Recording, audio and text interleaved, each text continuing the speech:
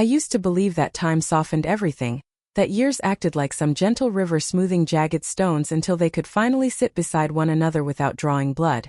But as I stood on the front step of my son's house for the first time in almost 5 years, I felt every sharp edge of our history pressing against my ribs, and it was a wonder to me that I could breathe at all, much less find the strength to raise my hand and knock, though the wood seemed to vibrate beneath my knuckles as if it, too, remembered the tension I carried with me, like the faint scent of the lavender perfume I had worn for decades simply because Ethan had once said it smelled like safety when he was still small enough to tell me things like that. The house itself was modest but meticulously kept, a handsome structure of pale cedar and wide windows that reflected the pale autumn sky in a way that made the whole place look as though it were quietly holding its breath, and I found myself wondering, not for the first time, whether this home had more space for him than I ever managed to give when he was young, though I told myself I must not wander into such thoughts before I'd even crossed the threshold, because if I allowed regret to steer me now, I would do nothing but turn away and flee, leaving the invitation unread and the door unanswered, which would only prove what my son likely already believed, that I was still, after all these years, better at running than staying. When the door finally opened, revealing Lena standing there with that careful smile she always seemed to wear around me, the kind that was warm but not too warm, polite but not too formal, genuine yet tinged with something I could only describe as cautious admiration, I felt my heart tighten in a way that made breathing feel like a chore, because Lena was the kind of woman I would have loved to be in my younger years. Steady, perceptive, carrying compassion like an instinct rather than a choice, and the knowledge that she had willingly invited me into her home despite knowing full well the storm of emotional debris that followed me like a second shadow made my gratitude swell almost painfully in my chest. "Margaret," she said, stepping aside with a gesture that looked as though she had practiced it, not for show but out of a genuine desire to make my arrival easy, smooth, unthreatening. "We're so glad you came." Though I noticed she said we rather than Ethan, and for a moment that single word sliced deeper than any outright rejection could have, because it reminded me that my son's feelings, whatever they were, remained carefully concealed behind the same closed doors he had learned to build in childhood, doors I had once mistakenly believed were my duty to maintain, even though I now understood the damage they had caused. I stepped inside, and the scent of lavender, Lena must have diffused it intentionally, perhaps in some innocent attempt to make me feel at home, or perhaps because he had told her once that it reminded him of me, washed over me in a wave so unexpectedly strong that I had to grip the banister to steady myself, pretending I simply wanted to admire the craftsmanship of the staircase rather than acknowledge the dizzying pull of old memories crashing into the present. The living room was tastefully arranged with soft, earth-toned furniture and ambient lighting that created shadows shaped like gentle hands along the walls, and it struck me with a pang that someone, Lena no doubt, had built a world here where comfort spoke quietly from every corner. I could almost imagine Ethan sitting here in the evenings, relaxing into the beige sofa, eyes softened in ways I had not seen since he was a teenager, and the thought wrapped itself around my throat until I swallowed it painfully down, determined not to let nostalgia make me foolish. "Ethan's in the kitchen," Lena said softly, her voice dipping lower as if she were afraid to disturb some unseen balance, and I nodded, smoothing the front of my coat even though it didn't need smoothing, because I felt suddenly painfully out of place in my own son's home, as though I were an extra piece of furniture that didn't quite match the decor and had been placed in the room out of obligation rather than desire. Still, I followed her, each step echoing with a mixture of dread and hope that churned beneath my ribs, and when we entered the kitchen, brightly lit with warm under-cabinet lights and the faint scent of lemon from a candle burning near the sink, I saw him, my son, leaning against the counter with his hands clasped tightly together, knuckles white, jaw stiff, eyes fixed on a point above my head as though looking directly at me might crack something open between us that he wasn't yet ready to face. "Mom," he said without warmth, without anger, without anything at all, and the hollowness in his tone carved a new wound in me, one I suspected would ache for a very long time, though I smiled anyway because mothers do that, smile through the ache, the fear, the guilt, the trembling uncertainty, hoping their children will someday see the effort as love rather than pretense. "Ethan," I replied, voice steady only because I forced it to be, and for the next hour we exchanged the kind of conversation that looks polite from a distance but feels unbearably fragile up close. Small talk about the weather, his job, the new project he was working on, compliments exchanged about the house, nods shared without meaning. It was only during dinner, when the three of us sat together at a table set with more care than ceremony demanded, that I began to feel the layers beneath our interaction shifting, revealing hints of things unsaid. Lena's watchful glances toward Ethan whenever he stiffened at something I said, the way he avoided meeting my eyes even when asking harmless questions, the slight tremor in Lena's fingers as she poured wine, as though she were bracing herself for a moment she hoped might come but feared might explode. We talked, or rather Lena talked, filling the spaces between us with gentle, well-intentioned words, but the tension remained, thickening the air until I found it hard to swallow, let alone speak, and by the time dinner ended, I felt as though I had crossed a desert of emotional exhaustion with no promise of water anywhere in sight. When it was time for bed, Lena showed me to the guest room, a quiet, beautifully prepared space with crisp white sheets, soft blankets, and a bedside lamp that glowed like a firefly trapped in glass. She apologized for the thin walls. "It's an old house," she said with a chuckle that sounded slightly forced, and I assured her that thin walls didn't bother me, though the truth was that thin walls had once defined nearly every important moment of my life with Ethan, because our silences back then had always felt louder than our words, and tonight felt no different. After she left, I sat on the bed, removing my shoes slowly, deliberately, as though delaying sleep might somehow delay the reality that morning would bring, because I had promised myself I would tell Ethan the truth while I was here, and the weight of that promise settled over me like a second blanket, one far heavier than any fabric could be. I lay down eventually, pulling the covers to my chin, and closed my eyes, listening to the soft murmur of voices drifting through the wall from the main bedroom. I told myself not to listen, but listening had always been my curse, my survival mechanism, my sin, my duty, so I let their words pass over me like waves, familiar in their cadence even when I could not hear the content clearly. "She's trying," I heard Lena whisper, her voice barely audible above the hum of the heating unit, and I wondered if her whispering was intentional, if she knew I could hear, or if the thin walls betrayed them as easily as they betrayed me. Ethan didn't respond immediately, and the silence grew, thickened, expanded into something that seemed capable of pushing through the wall and settling directly onto my chest. Then he spoke, quiet, tight, brittle. "You don't know what she did," he said, and although his voice was low, almost strangled, the words sliced cleanly through the wall, embedding themselves inside me like shards of ice. My breath hitched, though I kept my eyes firmly closed, afraid to move, afraid even to shift the blanket for fear it might alert them to my wakefulness, and I felt the sting of tears gather at the edges of my vision, though I blinked them back with the kind of practiced control only decades of regret could teach. Lena murmured something I couldn't quite catch, something soothing, soft, loving, and I felt a complicated twist of gratitude and sorrow inside me, because she was trying to mend a wound she did not know the depth of, a wound she did not cause, a wound I alone had carved into my son's life, piece by painful piece. The rest of their conversation dissolved into the low hum of voices I couldn't distinguish, and I eventually drifted into an uneasy sleep filled with fractured dreams. Ethan as a child, calling out for me. Ethan as a man, turning away from me. Ethan standing on the shore of some vast, dark ocean I could not cross. I woke before dawn to the soft creak of my door opening. For a moment in that hazy space between sleep and consciousness, I thought I was dreaming, but then I heard the almost imperceptible sound of footsteps and the familiar, gentle rustle of fabric that told me someone, Lena, was moving quietly across the room, perhaps checking on me, perhaps adjusting something near the couch where she sometimes slept when her insomnia grew unmanageable. I kept my breathing slow, steady, feigning sleep, because I sensed instinctively that if I moved, if I revealed I was awake, I might disrupt whatever fragile moment was unfolding around me. And I had learned over the years that sometimes the truth revealed itself only when people believed themselves unobserved. Then another sound reached me. Footsteps heavier than Lena's, more hesitant, pausing near the doorway as though the person carrying them was uncertain whether to enter. Ethan. My heart clenched, but I kept still, letting the darkness of the room wrap itself around me like a protective veil. He stepped closer, the mattress dipping slightly as he sat on the edge of the bed. The warmth of his presence reached me even before his breath did, and I felt something inside my chest crack open. A slow, quiet shattering that sent its tremors through every part of me. "Mom," he murmured. Not stiff or cold as before, but soft, uncertain, almost childlike, and the sound of it nearly tore me apart. I wanted to sit up, to take his hand, to apologize for every hurt I had ever caused him, but fear anchored me to the mattress. Fear that if I moved, the moment would end, the fragile openness would vanish, replaced once more by the walls he had spent years building.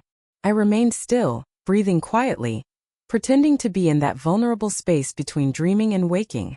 Ethan sighed, a long trembling exhale that carried decades of pain, and then he whispered, so softly I barely heard it, yet the words shot straight through me. I wish I knew why you left. The truth rose inside me like a tide, swelling so quickly that it frightened me, because I had spent years keeping it contained behind carefully fortified barriers, yet here it was demanding release. I knew I shouldn't speak, not like this, not half hidden beneath blankets, not while he believed me asleep, but something about the darkness, the stillness, the absolute rawness of the moment stripped away my hesitation, and before I could stop myself, my lips parted of their own accord. I should have told you the truth years ago, I whispered, voice trembling, barely audible, yet heavy with everything I had carried alone for so long. The room went unbearably still. I wasn't sure whether Ethan had heard me. I wasn't sure whether I had truly said it aloud or only imagined it in the space between guilt and longing. But then, a soft gasp, not from Ethan but from the couch. And I realized, with a jolt so sudden it made my heart lurch violently against my ribs, that Lena was awake. Or perhaps she had never been asleep at all. Before I could react, before I could decide whether to open my eyes or keep them shut, before I could take another breath, Ethan leaned closer. Mom, he whispered, his voice unsteady. What truth? The darkness pressed closer, thick with everything unsaid. And I suddenly understood that the moment I had feared, the moment I had postponed for decades, the moment I had both longed for and dreaded, had finally arrived.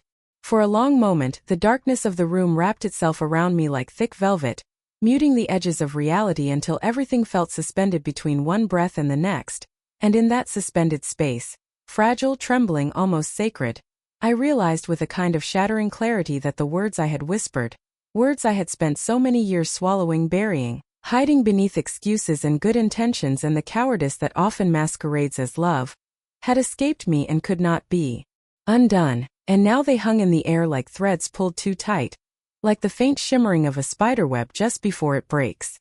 Ethan's breath stirred the hair near my forehead as he leaned closer, and although I kept my eyes closed, feigning the remnants of sleep that no longer held even a trace of believability, I felt the tremor in his voice ripple through the mattress as he whispered, "What truth?" And I knew then that the time I had feared for decades, the time I had rehearsed and rejected and avoided until avoidance became a second skin, had finally forced itself upon me in the one moment I had not been ready for, which, ironically, almost poetically, made it the only moment that was ever going to be honest.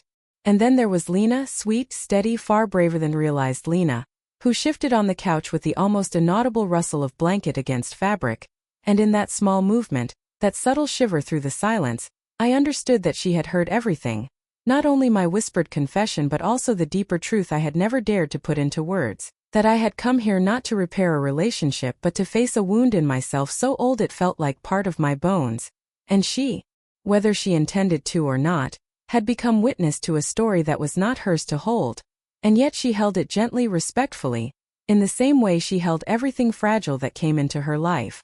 I could not pretend to be asleep any longer, not with the weight of my son's breath hovering above me and the sound of my daughter-in-law's quiet inhalation anchoring the darkness, so I opened my eyes slowly, letting the dim ghost of moonlight from the hallway spill across my vision, illuminating the outline of Ethan's face hovering over mine, his features etched in worry and confusion and an ache so deep it mirrored my own, and for several seconds neither of us spoke, though the silence between us felt alive, pulsing, waiting. "Ethan," I began, my voice roughened by emotion so long held it felt like rust on metal. "I didn't mean for you to hear it this way." His face tightened, not with anger but with a fragile uncertainty that reminded me painfully of the child he once was, the child whose trust one had always feared breaking more than anything else, though I had broken it anyway in the most devastatingly quiet way a mother can. He swallowed hard, and in the dim light his throat bobbed like he was holding back words he had carried for too many years. "You said you should have told me the truth," he whispered, voice brittle, like something that might shatter if touched too directly. "What truth?" I sat up slowly, pushing myself against the pillows, my bones aching with age and regret and the weight of the moment pressing down with a force that felt almost physical, and as I did, I glimpsed Lena sitting upright on the couch, her knees pulled to her chest, her face pale in the shadows, yet her eyes steady and full of something I could not name but deeply felt. There was no more room for evasion, no more space for silence disguised as protection, and so I drew a long, tremulous breath and let the truth come. When your father died, I began, speaking slowly, deliberately, as though the words themselves were fragile objects that might crack if handled too sharply. You were too young to understand what had happened, and I made choices I believed were right at the time, choices I thought would shield you from a pain I didn't want you to carry. But those choices grew into lies so big and so heavy that they began to collapse the space between us until we became strangers who happened to share blood. Ethan's face darkened with confusion. You left, he said softly, though the accusation beneath the words felt muted, as though even he no longer fully believed it. Dad died and you left. The old wound of that memory, him standing on the porch, small shoulders trembling, calling for me with a voice that cracked even though he didn't understand why, stabbed through me, and I felt the familiar burn of tears rise behind my eyes, though I forced myself to continue.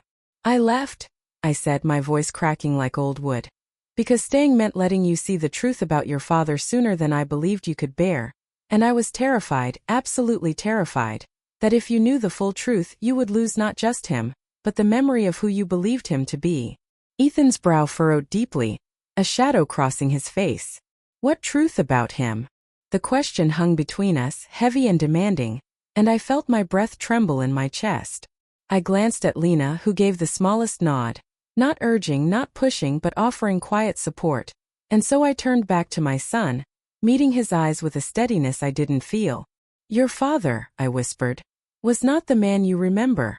Ethan's face hardened, his jaw clenching, and I saw him retreat behind the familiar armor of disbelief, anger rising like a tide he was trying desperately to control.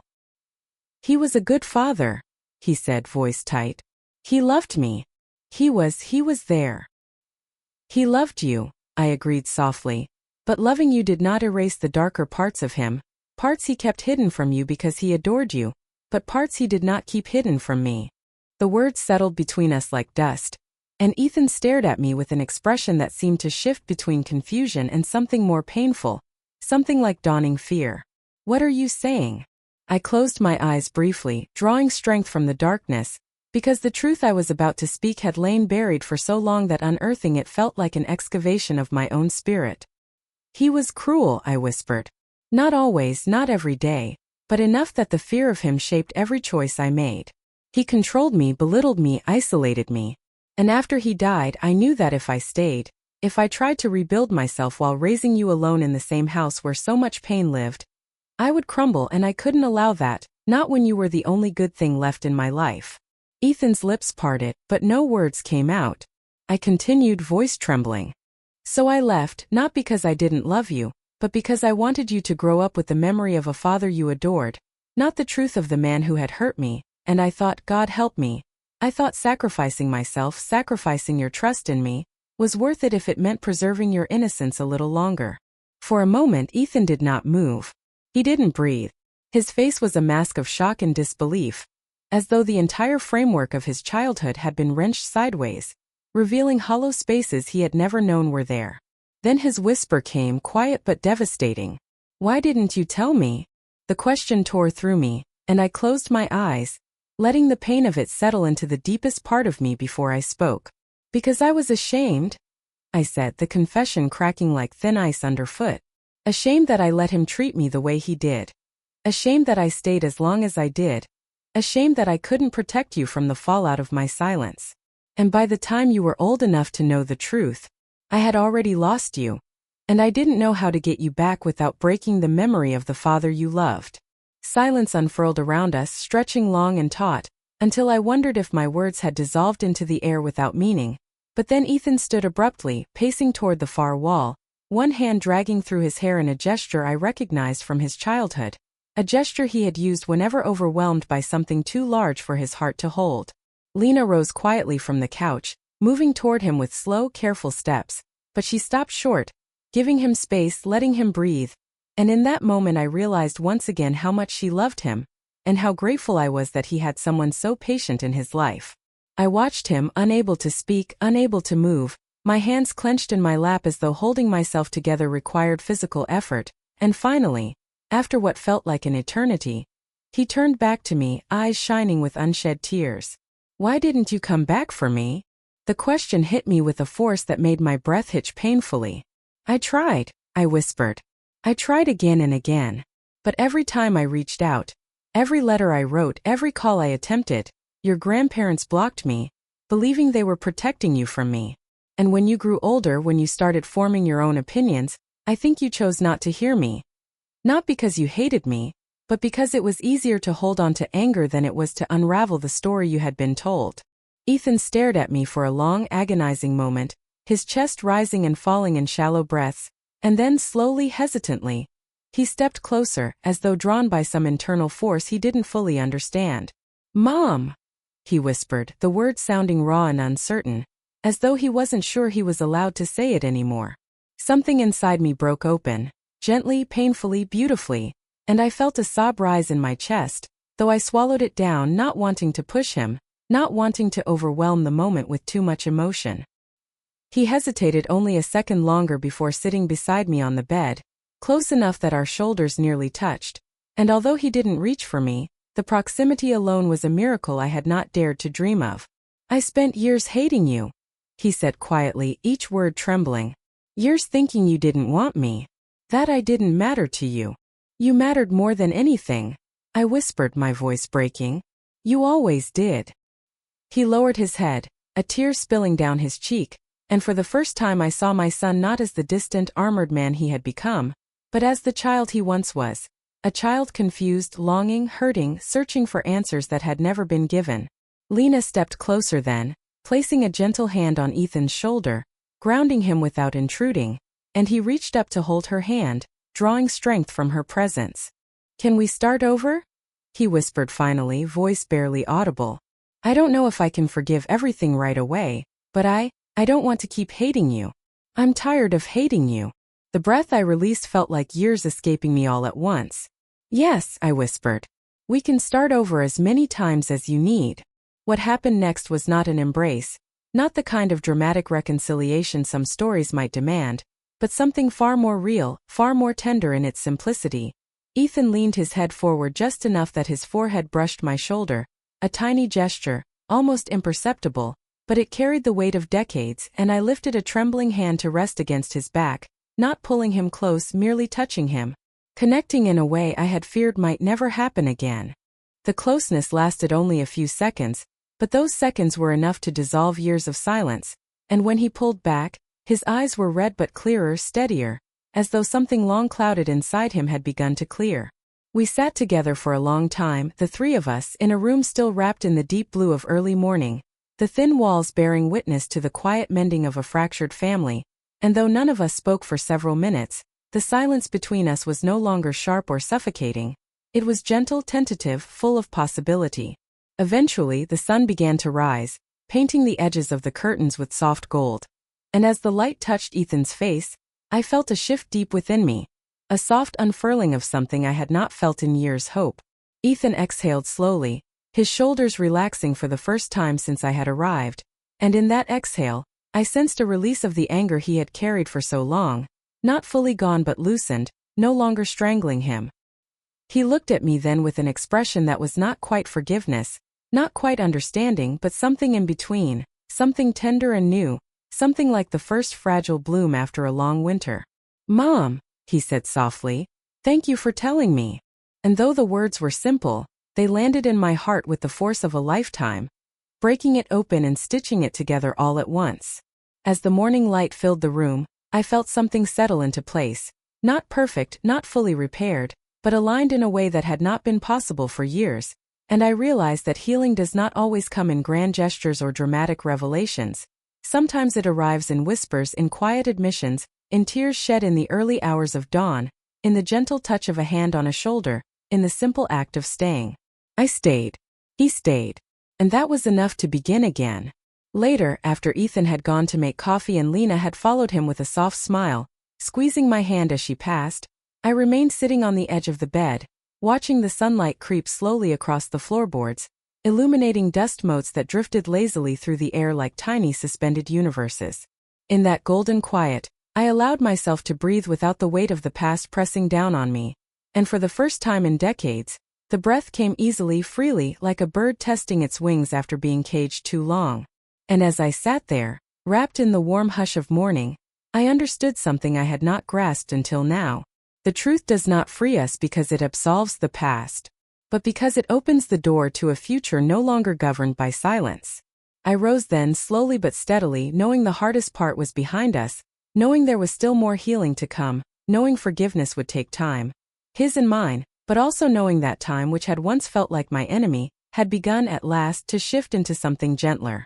As I walked toward the kitchen, guided by the soft murmur of two voices speaking in low, tentative harmony, I felt the world tilt ever so slightly toward something brighter, something warmer, something like peace. And in that quiet moment, framed by morning light and the faint echo of whispered truths, I realized that beginnings do not always announce themselves with fanfare. Sometimes they arrive softly, like the whisper of a mother in the dark, like the rustle of a blanket as a daughter-in-law pretends to sleep, like the trembling breath of a son finally ready to listen. Sometimes they begin exactly where the silence breaks. 3 years had passed since that morning when truth finally broke through the silence like light through fog, and I had learned in those years that reconciliation is not a destination but a journey made of small steps, hesitant gestures, and the daily choice to remain present even when the past threatens to pull us backward into familiar patterns of retreat and self-protection. Though I suppose I should have known this all along, given that I had spent decades running from the very thing I most wanted, connection with my son that was not built on carefully constructed falsehoods, but on the messy, complicated, beautiful foundation of honesty. The garden behind Ethan and Lena's house had become, in those 3 years, a kind of sacred space for me, a place where my hands could work soil while my heart worked through the layers of healing that could not be rushed, no matter how desperately I sometimes wished to fast forward through the awkward dinners, the stilted phone calls, the moments when Ethan's face would harden with some memory I could not predict or prevent, reminding both of us that forgiveness, while freely offered, does not erase the scars that betrayal leaves behind, even when that betrayal was wrapped in the complicated intentions of a mother who believed she was protecting the child she loved more than her own life. Today, as I knelt among the tomato plants Lena had helped me choose last spring, I could hear the sound of voices drifting through the open kitchen window, Ethan's low rumble punctuated by Lena's occasional laugh, a sound that had become as familiar to me as my own breathing, and beneath their conversation, woven through it like golden thread, was another voice, higher and lighter, full of the breathless enthusiasm that only a 2-year-old can muster when discovering the world one astonishing detail at a time.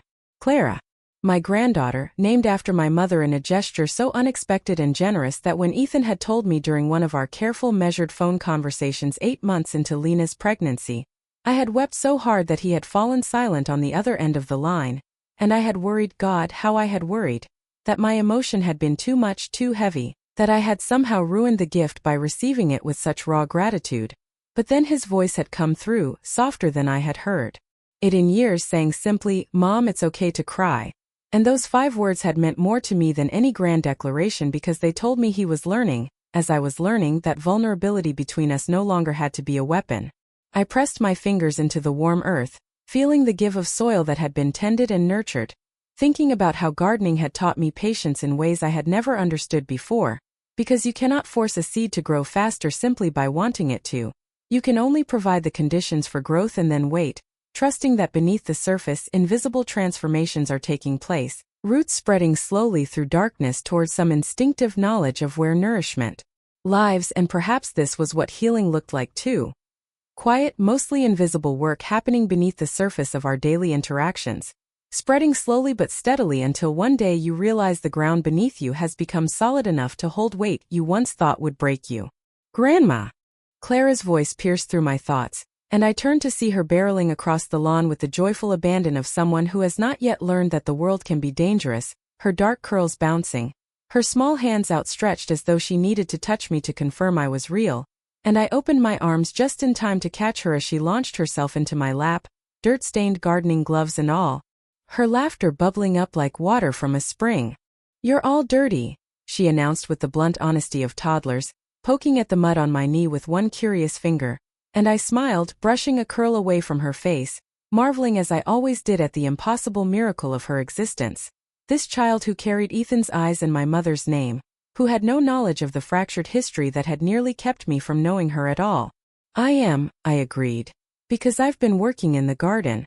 Do you want to help me pick tomatoes?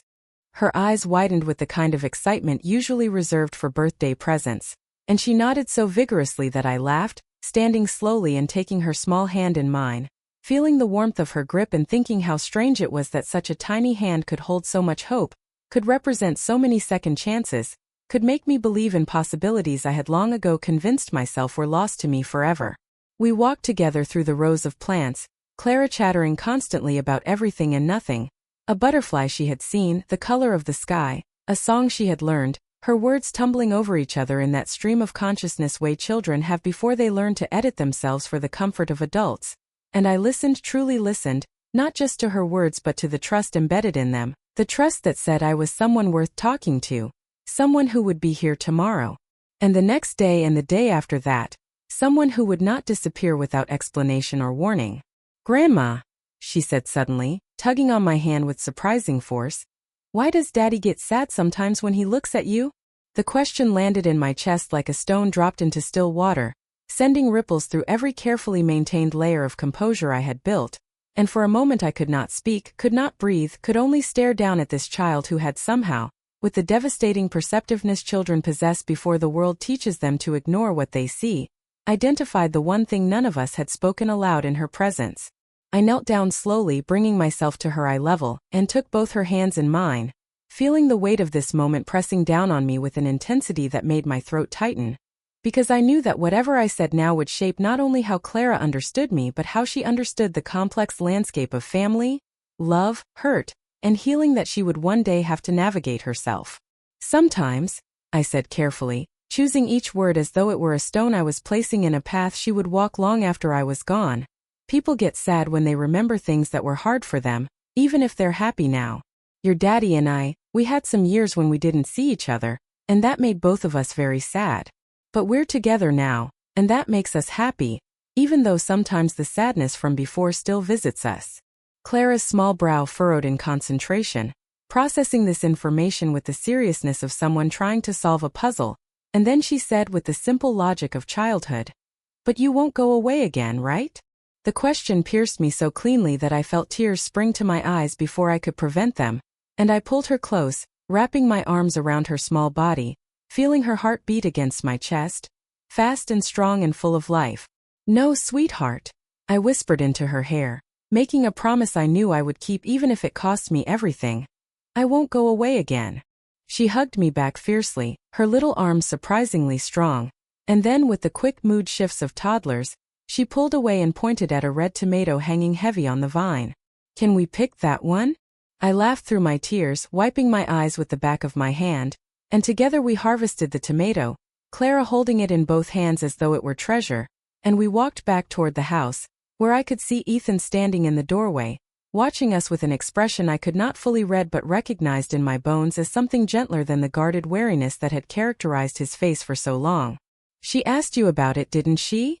he said quietly when we reached the porch, taking the tomato from Clara and ruffling her hair as she ran past him into the house, already calling for Lena to see what she had picked. "She did," I admitted, setting down my gardening tools and meeting his eyes, no longer afraid of what I might find there, because even if I saw pain, I also saw something that had not existed 3 years ago, the willingness to let me witness that pain without shutting me out completely. He nodded slowly, leaning against the doorframe, arms crossed in a posture that was protective but not hostile, and for a moment we stood in that companionable silence that had become possible between us. Not the silence of avoidance but the silence of two people who had learned they did not always need words to communicate the important things. "I've been thinking," he said finally, his voice low and measured, "about writing down some of the memories I have, the real ones, not the edited versions I told myself for years. Lena thinks it might help, working through them, sorting out what was true from what I wanted to be true." My heart clenched at the thought of what those memories might contain, what pain he would have to revisit in order to untangle the complicated knot of his childhood. But I forced myself to remain still, to listen rather than react, because I had learned that my discomfort with his process could not be allowed to interfere with his healing. "That sounds like it could be difficult," I said carefully, "but important." "Yeah," he agreed, then paused, his jaw working as though he were chewing on words too big to swallow easily. I was wondering if you'd be willing to read them after I write them. Not to defend yourself or explain anything, just to, I don't know, bear witness, I guess. So I know someone else knows what it was really like. The request settled over me with a weight that was simultaneously terrifying and profoundly humbling, because what he was asking was for me to step into his pain without armor, without excuses, without the protective buffer of time or distance, to simply be present to his experience in a way I had failed to be when he was young. Yes, I said, my voice steady despite the emotion churning beneath the surface. I would be honored to read them. His shoulders dropped slightly, tension releasing, and he gave me a small nod that carried more meaning than lengthy explanations could have conveyed. And then Clara's voice called from inside the house, demanding that Daddy come see the picture she had drawn, and the moment passed, folding itself back into the ordinary rhythms of family life, which was perhaps the most miraculous thing of all, that we had reached a place where heavy conversations could exist alongside tomato picking and crayon drawings without one destroying the other. That evening, after Clara had been put to bed and the three of us sat in the living room with mugs of tea cooling on the coffee table between us, Lena spoke into the comfortable quiet with a question that had clearly been building in her for some time. Margaret, she said, and the use of my first name rather than the tentative Mom she had started trying out in recent months told me this was going to be something important, something she had rehearsed. I've been wondering, what would you want Clara to know about you when she's old enough to understand more complicated things? The question hung in the air like a bell that had been rung, its tone reverberating through the room, and I felt Ethan shift beside Lena, his attention sharpening, because this was not just Lena's question but his too, wrapped in her gentler delivery. I took a slow sip of tea, buying myself time to formulate an answer that would be honest without being self-indulgent, because I understood instinctively that what they were really asking was whether I had learned anything from the years of separation, whether I had grown enough to deserve the place I now held in their family, whether the grandmother Clara knew would be someone worth knowing in all my complexity, not just the carefully curated version I presented during visits. I would want her to know, I said slowly, setting down my mug and folding my hands in my lap, that people can make terrible mistakes while believing they're doing the right thing, and that sometimes the hardest part of being human is living with the consequences of those mistakes long after you understand how wrong you were. I would want her to know that I failed your father. I looked at Ethan as I said this, making sure he heard the acknowledgement, in ways that shaped his entire childhood, and that my failure came not from lack of love but from too much fear, which is perhaps its own kind of failure. I paused, gathering breath and courage because the next part was harder. But I would also want her to know that people can change, that healing is possible even when it seems impossible, and that the courage to try again, to show up even when you're terrified of being rejected, to tell the truth even when it costs you the comfortable stories you've told yourself, that courage is worth cultivating, because it's the only thing that can break the cycles we inherit from people who loved us, but didn't know how to love us well. The room fell quiet, and I saw Lena's eyes glisten with tears she did not try to hide, and Ethan sat very still, his face unreadable but his hands clenched tightly together in a way that told me he was feeling something deep and difficult and perhaps, just perhaps, something like respect. I think, Ethan said finally, his voice rough with emotion, that's exactly what she should know. And in that moment, sitting in the warm glow of lamplight with these two people who had given me a second chance I had not earned but would spend the rest of my life honoring, I felt something shift inside me. Not the dramatic transformation of someone becoming a different person, but the quieter, more sustainable shift of someone finally becoming fully themselves, with all their flaws and failures visible, accepted, integrated into a story that was still being written.